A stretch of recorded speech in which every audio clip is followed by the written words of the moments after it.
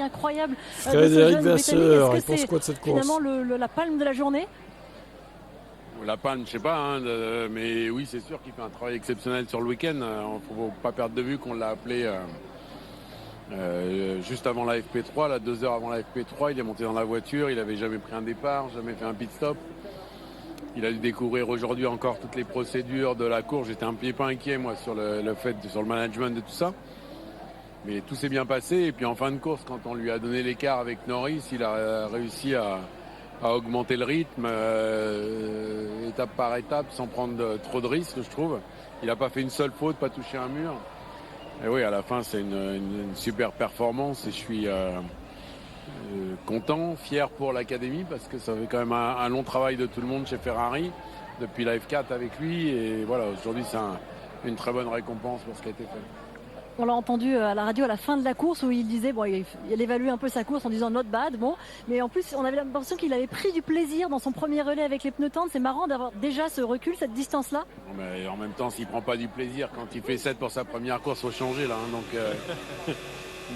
non, je pense que c'est effectivement une super performance qui s'est bien déroulée. Il faut voir que pour un pilote anglais, finir devant Hamilton Norris, je pense que ça le fait quand même. Hein, donc voilà, après.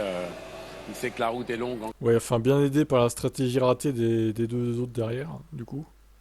Encore, À la régulière, ils finissaient pas devant eux. Hein. Il est assez lucide sur tout ça et je pense que c'est une vraie chance pour nous aussi. Cher Frédéric. Des choses qui fâchent un peu plus, Fred, peut-être.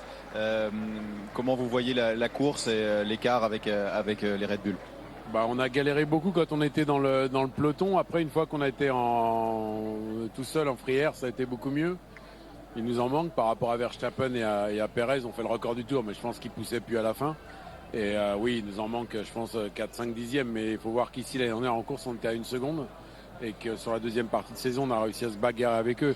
Je reste persuadé qu'il faut continuer à gratter centième après centième. Et qu'une fois qu'on arrivera à les mettre aussi sous pression un petit peu, parce qu'aujourd'hui, ils ne sont pas sous pression du tout. Quand on les mettra un peu plus sous pression, si on est plus proche de Perez au pit stop, déjà, il ne peut pas repartir. Hein, donc...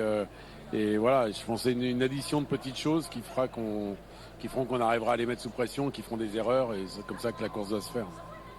Frédéric, un pilote élu meilleur pilote du jour, un autre qui fait le meilleur temps en course, voilà, le bilan est positif. Plutôt positif, oui. Après, il ne faut pas perdre de vue qu'il y a Red Bull. Hein, donc s'il n'y avait pas Red Bull, ça serait le super week-end. Là, c'est un bon week-end parce qu'on prend aussi des points à tout le monde, alors que vendredi midi, on n'était quand même pas serein. Et bon, voilà, donc après, il faut maintenant se reconcentrer sur Melbourne, ça sera une autre histoire. Je suis assez content parce qu'on a été performant à Bahreïn, performant à Jeddah, qui sont un peu les deux extrêmes en termes de tarmac et tout ça. Donc voilà, je pense que c'est plutôt un début réussi pour nous et il reste encore 22 courses. Hein, donc. Merci beaucoup en tout cas d'être venu à notre micro, bravo à vous. Ouais, oui, Ferrari c'est la deuxième force hein, pour l'instant, pour moi c'est clair et net.